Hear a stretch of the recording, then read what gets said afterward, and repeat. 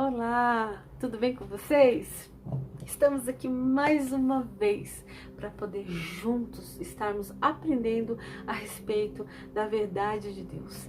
Vamos orar?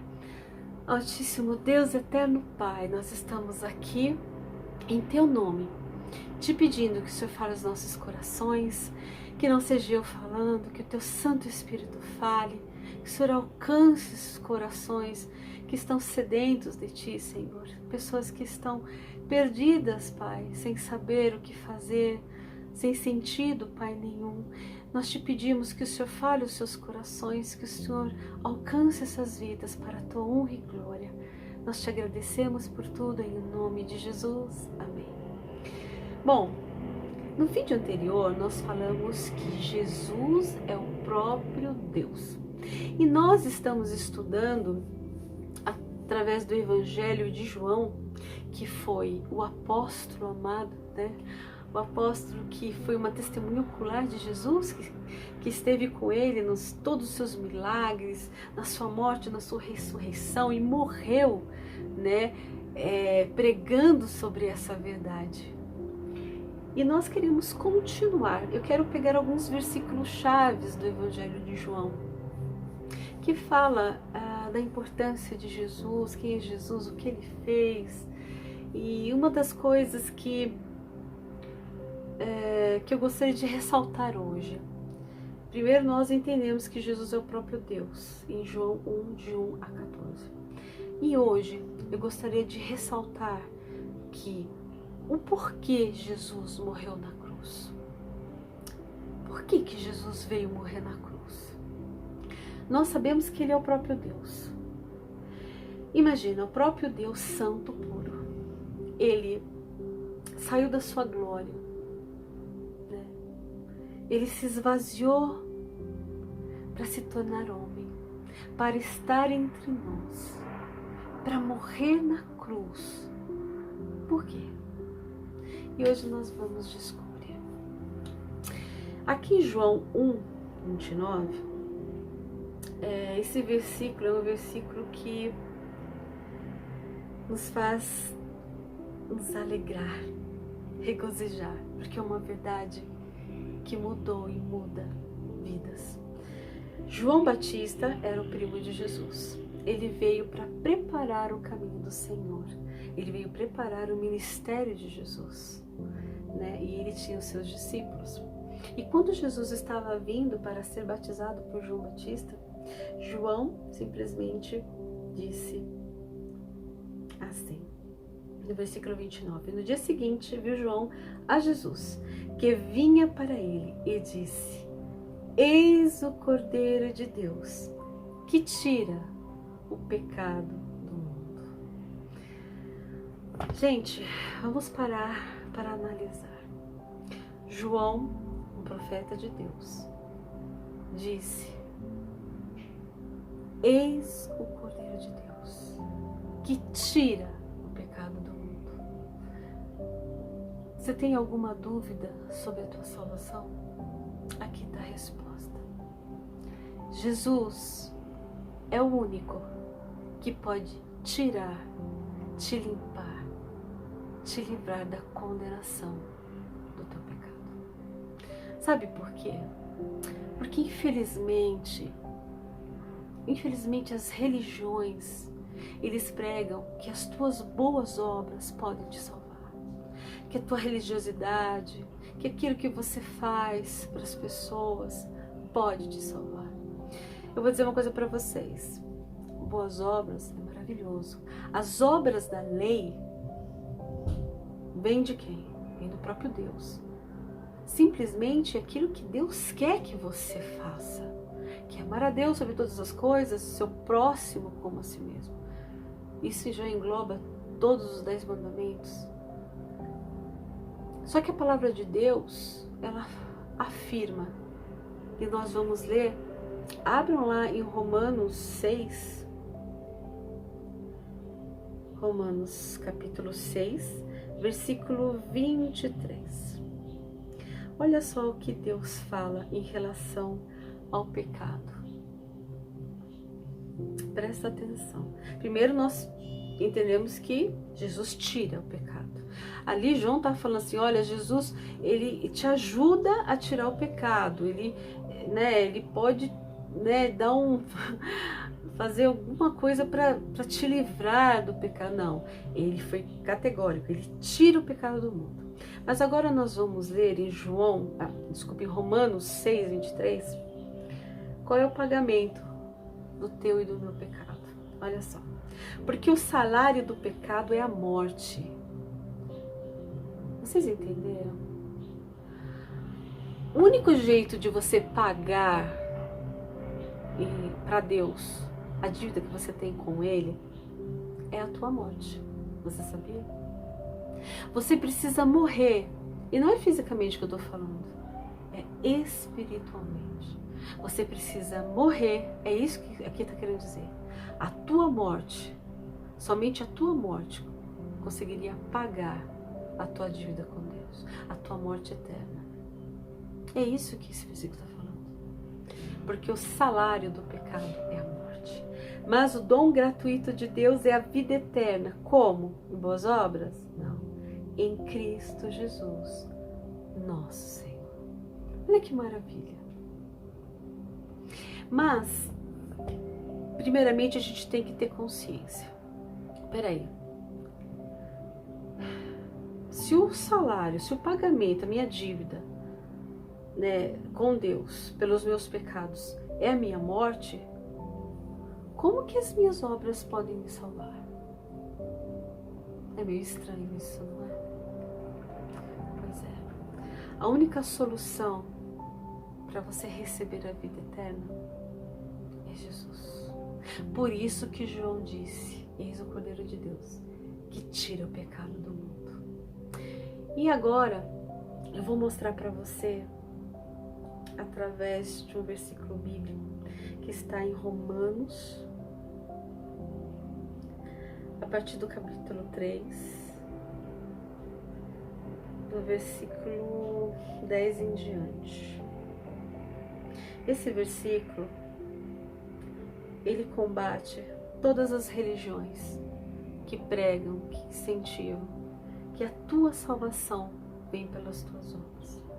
Porque assim, gente, é muito fácil você dar ouvidos, a líderes espirituais que te dizem, olha, todo mundo tem defeito, todo mundo peca, Poxa, duvido que Deus, na hora que, por causa de uns pecadinhos, eu não mato, não roubo, então, uns pecadinhos, eu duvido que Ele não vai te dar a salvação quando você morrer, Poxa vida, você só fez o bem, você não fez mal a ninguém, Você ajudava os pobres, você dava sopa, você dava... Não que isso não seja bom, mas para salvação, não. Porque o pagamento do teu pecado para Deus é a tua morte. E aqui nesses versículos, abra sua Bíblia em Romanos capítulo 3, a partir do versículo 10. Aqui vai estar muito explícito que as tuas obras, realmente, de verdade, elas não te trazem salvação. Aqui você vai entender o que Deus pensa da gente. Ele fala assim, como está escrito, não há justo, nenhum sequer. Aqui não está falando, olha, tem alguns justos, aquele, aquela. Não, aqui está falando, não há um justo. Ele fala no 11, não há quem entenda, não há quem busque a Deus.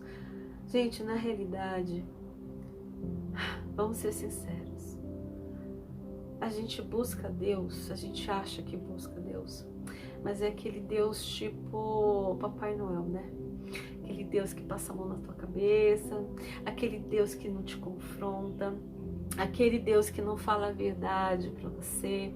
Então você vai num lugar que o teu líder religioso fala, não, mas você é bom, Você faz coisas boas, você faz isso para os pobres, você não faz mal para ninguém. Então é muito mais fácil, as pessoas quererem ouvir, eu estou buscando a Deus. Mas na hora que realmente Deus fala a verdade para você, você rejeita. Porque a verdade de Deus dói. Porque Deus, Ele não afaga teu ego. Ele mostra o que você é. Aquilo que nós somos. E aqui Ele está falando que ninguém busca Deus. Aqui Ele está falando que não há um justo sequer. E fala assim, todos se extraviaram. Todos. A uma se fizeram inúteis. Não há quem faça o bem. Olha só. O tamanho da letra, né? Não há quem faça o bem. Está na tua Bíblia também. Pode pegar a tua Bíblia que está escrito isso aí. Bíblia Sagrada. Não há quem faça o bem. Não há nem um sequer. Agora, como que fica as tuas obras? Como fica a tua bondade diante dessa verdade agora? Como que a gente fica? Bom, resumindo, a gente entendeu que o pagamento do nosso pecado é a morte eterna. E Deus fala que em nós não habita bem algum, que nem há um justo, não há quem faça o bem de Deus. E agora? O que a gente faz? E mais, se você continuar lendo, você vai entender para que Deus deu a lei das obras. Isso o teu líder não fala. Mas nós vamos continuar lendo a partir do versículo 13, aqui fala do homem, o homem ímpio, aquilo que nós somos, o nosso eu verdadeiro, aquele sem, sem máscara, né? Aquilo que somos, fala assim, a garganta deles é sepulcro aberto, com a língua urdem engano, veneno de víbora está nos seus lábios. A boca eles a têm cheia de maldição e de amargura. São os seus pés velozes para derramar sangue.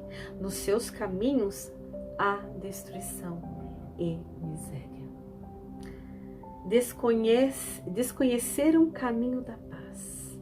Não há temor de Deus diante de seus olhos. É assim que Deus nos vê. Ou seja, estamos perdidos. E agora? Se as nossas obras não significam nada para Deus, porque o nosso pecado pede morte, não pede boas obras. Boas obras é depois, é uma consequência da sua vida com Deus. Mas para a tua salvação pede a morte, o que você vai fazer? E mais, olha só, gente, presta muita atenção nisso. Versículo 19. Olha só o que Deus fala sobre as obras da lei. Olha só, olha para que serviram as obras da lei. Ele fala assim a partir do versículo 19. Ora, sabemos que tudo o que a lei diz, a lei é boa, gente, a lei é boa, é a lei de Deus, é a lei que veio de Deus, é bom. Mas olha só o que ele fala, tudo que diz a lei, aos que vivem na lei, ou seja, vocês que acham que as suas obras te salvam, o diz para que se cale toda a boca e todo mundo seja culpável perante Deus. Olha o versículo 20, vai piorar. Visto que ninguém, gente, aqui ó, é grande, tá? É escrito aqui ó, visto que ninguém será justificado diante dele. Diante de quem? De Deus. Ninguém é justificado diante dele por obras da lei. Ninguém é justificado por obras da lei. Ou seja, se você acha que você vai ter a salvação pelas suas bondades, a salvação, aqui está escrito que ninguém tem. Ninguém. Em razão de que pela lei, pelas obras da lei, vem o pleno conhecimento do pecado. Ou seja, Deus trouxe as leis, não é tipo assim para que você fizesse a lei para salvação. A lei não veio para nossa salvação, a lei veio para nossa condenação. É como se fosse uma sentença de morte. Você olha, nossa, eu não passo da primeira. Amar a Deus sobre todas as coisas? Quando? Impossível. E Deus, Ele não aceita o pecado. Ele não aceita. Tanto que, quando Adão e Eva pecou no Éden, Eles não mataram, roubaram. Eles desobedeceram a ordem de Deus. Deus falou: Adão, não coma do fruto. No dia que você comer, você vai morrer. Ele está falando espiritualmente, consequentemente, fisicamente. O que Adão fez? Foi lá e comeu. Deus amaldiçoou Adão, amaldiçoou a Eva, amaldiçoou a cobra, amaldiçoou o mundo inteiro. Um pecado. Ele simplesmente rejeitou o homem. Ele não suporta pecado. Impossível. Não adianta. O seu pecado contamina a sua obra, por melhor que seja. Não tem como. E fala mais. Mas agora, sem lei. Por que sem lei? Como assim sem lei? Acabou a lei? Não. Porque Jesus cumpriu a lei. Entendeu? É isso que Paulo aqui em Romanos fala. Agora sem lei. Se manifestou a justiça de Deus. Testemunhada pela lei e pelos profetas, porque a lei sempre apontava a Jesus. Sempre. Justiça de Deus mediante a fé. Em quem? Em Jesus Cristo. Para todos e sobre todos os que creem. Porque não há distinção. Ou seja, aqui é muito claro. A lei foi dada para nos julgar. É para a gente olhar e falar: estou perdido. Não há chance para mim. E sabe o que é o pior? Tem um texto bíblico aqui que fala em Tiago 2. Vamos lá. Entrar em Tiago 2, a partir do versículo 10. Deixa eu só dar um exemplo para vocês bem claro. Sobre a lei de trânsito, por exemplo. Se você, na vida inteira, sempre foi ótima motorista, né? Sempre andou corretamente, nunca ultrapassou, nunca passou em farol vermelho, nunca ultrapassou velocidade, sempre foi perfeito em vários anos, né? Como motorista. De repente, um dia você vai estaciona o seu carro num lugar proibido. O que acontece? Você vai receber uma multa ou não? Claro que sim. Porque você infringiu a lei. Ou seja, não importa se a vida inteira você sempre foi certinho. Uma vez que você infringiu a lei, você é punida. Sem dó, sem piedade. Ninguém vai fazer: ai, poxa, sempre fui uma boa motorista, vamos dar uma chance. Não, a lei foi feita para se cumprir. Errou, acabou. É exatamente isso. A lei de Deus foi dada para que você olhasse e falasse: estou morto. Gente, vamos fazer um cálculo aqui. Se a gente fizesse um pecado por dia, a gente sabe que é mais. Deixa eu contasse uma mentirinha por dia. A gente sabe que a gente se irrita, tem inveja, tem raiva, tem depressão, tem angústia, tristeza, né? Todo dia a gente peca. Mas faz de conta que você peque uma vez por dia. No mês seriam 30 pecados. Em um ano, 365 pecados. Multiplica isso pela tua idade. Isso pecando uma vez por dia. Você acha que Deus, sendo santo, e Ele impôs que o salário do teu pecado é a morte, Ele vai passar batida? Ele fez tantas coisas boas, deixa pra lá. Não. Deus é justo. Por mais que Ele te ame, Ele é justo. E o salário do pecado é a morte. Agora aqui, Tiago, olha só, abre lá. Tiago, capítulo 2, versículo 10. Olha o que ele fala.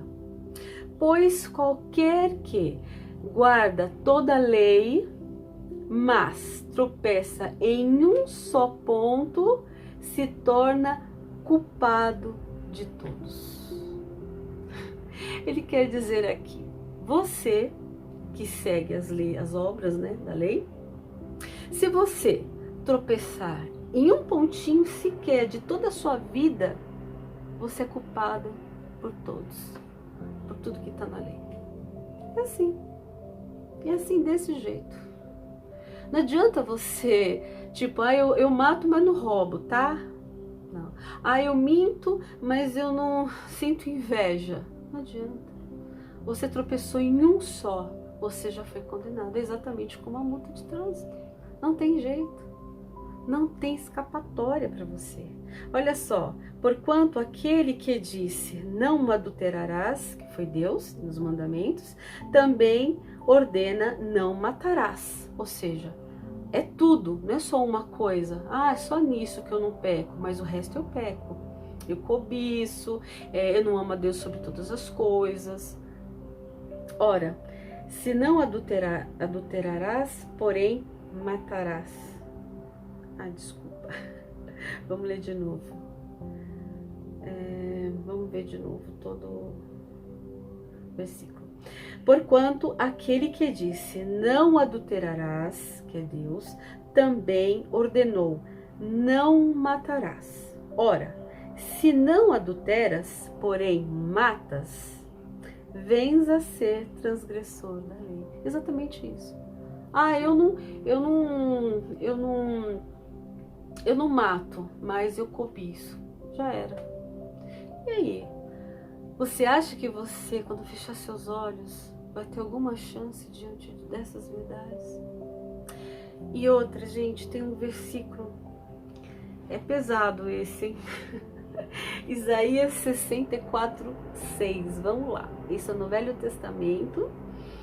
E Deus, Ele é o mesmo ontem e hoje será para sempre. Ou seja, é o mesmo pensamento, Deus não muda. Ele fala aqui em Isaías 64. Cadê você? 64, versículo 6. Isso aqui é muito forte, tá? É difícil, mas é a verdade, né? E nós temos que encarar a nossa verdade para entender a nossa posição e mudar essa situação. Fala assim no versículo 6. Mas todos nós somos como o imundo, e todas as nossas justiças, as nossas bondades, né? Nossas religiosidades, como trapo da imundícia. Como trapo da imundícia. Pois é. Todos nós murchamos como a folha, e as nossas iniquidades, como o vento, nos arrebata. Trapos de imundície, naquela época, eram os paninhos que as mulheres usavam nos dias, né, das regras. Deus compara a nossa, vamos dizer, as nossas obras, né, a nossa justiça, como trapos de imundície. Olha lá, as nossas justiças, vamos ver se dá para pôr, ó, nossas justiças como trapo de imundícia. Não sou eu que estou falando, é a palavra de Deus. É ela que está falando para você, não sou eu. E aí, como é que fica? E gente, não existe também Jesus mais as obras. Não. A nossa salvação só pode vir de Jesus. Não tem outro jeito. O que aconteceu na cruz? Agora nós vamos entender. Nós entendemos que Jesus, ele tira o pecado do mundo. Entendemos que as nossas obras não são aceitas por Deus. As nossas obras não chegam aos pés, vamos dizer, do pagamento para quitar a nossa dívida com Deus. A única coisa que quita é a morte, ou seja, alguém tem que morrer. Para pagar os teus pecados, alguém tem que morrer. E aí? Deixa eu dar uma outra ilustração sobre as obras. Imagina, você, né, nós mulheres, cozinhamos, né? Nós vamos lá, fazemos aquele bolo, né, com melhores ingredientes, aquele recheio, aquela cobertura, aquela coisa maravilhosa. Embrulhamos, tudo certo. E de repente nós vamos na rua, né, e queremos dar esse bolo a alguém, né, ajudar o próximo. Encontramos, né, uma pessoa de rua, necessitada, carente, com muita fome, mas aquela pessoa está dias e dias sem tomar banho, deitada no chão, com as suas mãos sujas, com as suas unhas imundas, né, de sujeira. E simplesmente você chega com aquele bolo perfeito, lindo, maravilhoso, dá para a pessoa vai lá. Como ele não tem como partir aquele bolo, ele pega com aquela mão suja, pega aquele pedaço de bolo que foi feito com tudo de bom e te oferece com aquela mão suja. Você vai aceitar esse bolo? Dificilmente, né? Por mais que você sabe que os ingredientes, tudo, o bolo tá maravilhoso, tá tudo perfeito, dificilmente você vai aceitar. É assim que é as nossas obras. Por mais bem feitas que sejam até de coração, claro. A gente sente, né? As pessoas carentes, necessitadas, às vezes de coração, claro, de coração. Mas o teu pecado contamina a tua obra. Então não adianta, Deus quando Ele vê a tua obra, Ele vê você. E Ele vê que você está com dívida dele de morte. Ele rejeita a tua obra. Agora, a partir do momento que você entende que Jesus é Deus, que Jesus é o Cordeiro que tira o pecado do mundo, quando você entende que em você não há bem, como nós lemos lá em Romanos, que nada que você faça alcança a salvação, porque uma coisa que você faça contra as leis de Deus, você já quebra tudo. Não tem como, é impossível. Gente, é inalcançável, você não consegue alcançar o padrão de Deus. É impossível. Por isso que Ele enviou Jesus. Porque Jesus, sendo Deus, é o único que podia primeiro cumprir toda a lei. Ele cumpriu a lei.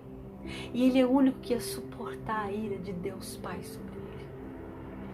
E Ele morreu naquela cruz no teu lugar. Por isso que João Batista falou, eis o Cordeiro de Deus. Porque assim, Deus estipulou a oferta de ovelhas desde Gênesis, né? Ele indicando que um dia viria o Cordeiro Eterno morrer pelos nossos pecados. E uma vez para sempre. Então, as pessoas, antes de Jesus vir, todo ano tinham que sacrificar um cordeiro inocente. Aquele sangue e aquele cordeiro morreu, foi oferecido em nosso lugar, ou no lugar das pessoas, né, daquela época. Era oferecido para, não que perdoava, que tirava o pecado, mas cobria por um tempo, né, e desviava por um tempo a ira de Deus contra aquelas pessoas. Então todo ano eles tinham que sacrificar aquele cordeiro. Quando Jesus veio, Ele era o cordeiro verdadeiro. E o sacrifício dele foi de uma vez para sempre. Essa é a grande verdade de Deus. A grande verdade. E eu queria estar colocando essa verdade para a sua vida. Jesus é o presente de Deus para você. É o Cordeiro que tira o teu pecado. É somente através dele que você consegue ser justificado por Deus. Houve uma substituição. A cruz era para você, era para mim. Mas Jesus, Ele assumiu a sua dívida. A sua dívida incalculável, impagável. Ele assumiu essa dívida e morreu, porque a dívida de um pecado é a morte. Quando Ele morre a sua morte. Ele assume a sua dívida. Quando você entende essa verdade única e verdadeira, que não é você, que não são tuas obras, nada que você faça te traz a salvação, e que Jesus, sendo Deus, se fez carne e morreu no teu lugar, e você aceita, você apropria disso, aí sim, quando o Pai olha para você Ele não vê você mais, ele vê Jesus. Então na cruz ele vê você e joga toda a ira dele contra Jesus. E quando você aceita Jesus, ele vê Jesus em você, não vê mais você. Porque o sangue de Jesus cobre, ele te limpa. Vocês conseguem me compreender? Por isso que é tão maravilhoso quando João disse: eis o Cordeiro de Deus que tira o pecado do mundo. A partir desse momento, Jesus assumiu o seu pecado. Ele recebeu do Pai toda a ira que ia cair sobre mim e sobre você. E a Bíblia fala, olha só, versículo maravilhoso que eu quero abrir aqui. Está em Apocalipse e fala que Jesus, ele foi oferecido muito antes que você possa imaginar. Está aqui em Apocalipse 13, versículo 8. Olha só, versículo 8. Aqui ele está falando no texto sobre as pessoas que seguirão a besta, o anticristo, né, na época da tribulação. Mas aqui comprova, olha só que fala assim: e adorá-la-ão, é a besta, né, todos os que habitam sobre a terra, aqueles cujos nomes não foram escritos no livro da vida do Cordeiro, que foi morto desde a fundação do mundo. O Cordeiro foi morto antes da fundação do mundo, antes de fazer todas as coisas. Jesus já tinha se oferecido para morrer por você, para pagar tua dívida, para que você pudesse ser declarada justa, para que sim, quando você fizer as obras, aí sim ele vai aceitar, porque o preço da tua dívida foi pago. Então a tua obra é limpa. Vocês entendem agora a importância de Jesus ter vindo morrer na cruz? Que não foi um mero acaso, que pegou Jesus de surpresa, não. Foi desde a fundação do mundo que ele assumiu essa responsabilidade de morrer por você, morrer por mim. Entenda isso, meu querido, minha querida, que Deus, ele te ama e ele quer ter uma vida contigo. Ele quer que você tenha uma vida plena e com propósito. Ele quer que você saia do seu achismo, muitas vezes honestas, sinceras, claro, mas erradas, contrárias à palavra de Deus. Ele quer que você entenda que você precisa entender o que a cruz significa, o peso da cruz, a importância da cruz e da ressurreição de Jesus para a tua vida eterna. Por isso que ele fala: eu sou a ressurreição e a vida, aquele que crê em mim, mesmo que morra fisicamente, viverá eternamente, porque ele pagou a tua dívida com ele mesmo, e você se tornou filho de Deus, como está lá em João 1:12, e você estará com ele por toda a eternidade. Se você não tem ainda Jesus como teu Senhor e teu Salvador, se você agora entendeu que ele é o próprio Deus e que ele veio no teu lugar, a importância daquilo que ele fez naquela cruz por você, fale assim para ele: Senhor Jesus, eu entendi quem tu és, eu entendi que o Senhor é o próprio Deus, e entendi que o Senhor veio morrer no meu lugar. O Senhor morreu a minha morte, o Senhor pagou o preço dos meus pecados. Eu reconheço que em mim não há o bem. Eu reconheço que eu não sou justa, mas eu reconheço que eu necessito ardentemente de ti. Entra no meu coração, perdoa todos os meus pecados, porque eu sei que o Senhor é o único que pode tirar o pecado do mundo.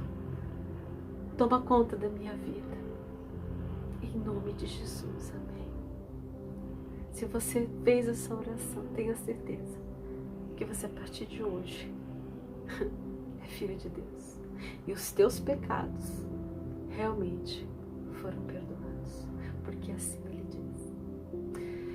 Se você fez essa oração, se você puder deixar aí nos comentários, né? E também, se precisar de alguma oração, também pode deixar nos comentários. Eu peço a vocês que, se vocês pudessem se inscrever e principalmente compartilhar com pessoas que precisam saber da verdade de Jesus. Eu peço que Deus te abençoe, te guarde, te ilumine, e vamos continuar estudando, né, o Evangelho de João, versículos principais que afirmam categoricamente quem é Jesus, o próprio Deus que morreu por você. Que Deus te abençoe grandemente, em nome de Jesus. Até a próxima. Tua voz me chama sobre as águas, onde os meus pés podem falhar, e ali te encontro no mistério do meio ao mar. Confiarei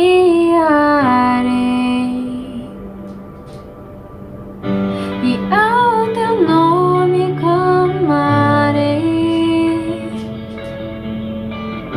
e além das ondas olharei. Se o mar crescer, somente em ti descansarei, pois eu sou teu e tu és meu.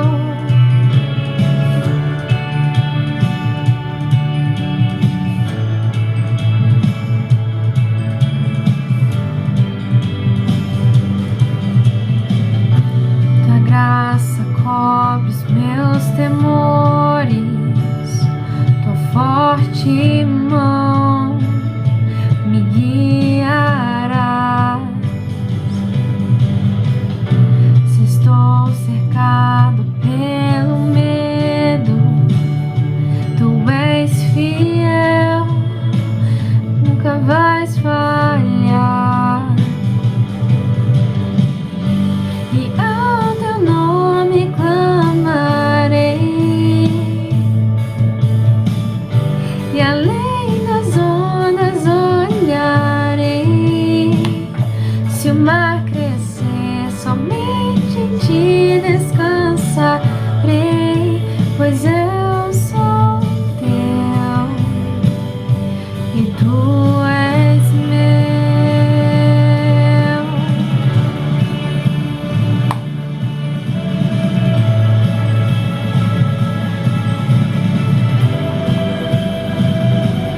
Tu és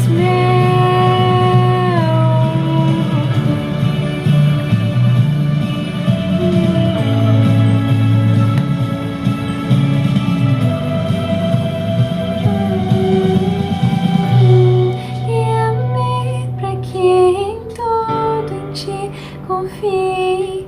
Sobre as águas eu caminhe, por onde quer que chames. Leva-me mais fundo do que já estive, e minha fé será mais firme, Senhor, em tua presença. Guia-me para que em tudo em ti confie. Sobre as águas eu caminhe, por onde quer que chames. Leva-me mais fundo do que já estive, e minha fé será mais firme, Senhor, em tua presença. Guia-me para que em tudo em sobre as águas eu caminhe, por onde quer que chames. Leva-me mais fundo do que já estive, e minha fé será mais firme, Senhor, em tua presença. Guia-me para que em tudo em ti confie, sobre as águas eu caminhe, por onde quer que chames. Leva-me mais fundo do que já estive, e minha fé será mais firme, Senhor, em tua presença. Guia-me para que em tudo em ti confie, sobre as águas eu caminhe, por onde quer que chames. Leva-me mais fundo do que já estive, e minha fé será mais firme, Senhor, em tua presença. Guia-me para que em tudo em ti confie, sobre as águas eu caminhe, por onde quer que chames. Leva-me mais fundo do que já estive, e minha fé será mais firme, Senhor, em tua presença. Guia-me para que em tudo em ti confie, sobre as águas eu caminhe, Senhor, em tua presença. Leva-me mais fundo do que já estive, e minha fé será mais firme, Senhor, presença.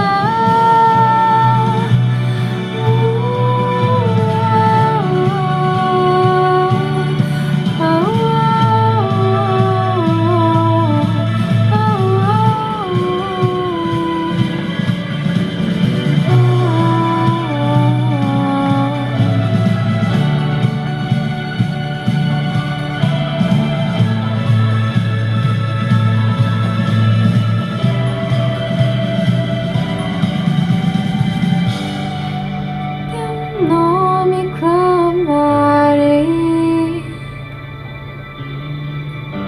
e além das ondas olharei. Se o mar crescer, somente em ti descansarei, pois eu sou teu e tu és meu.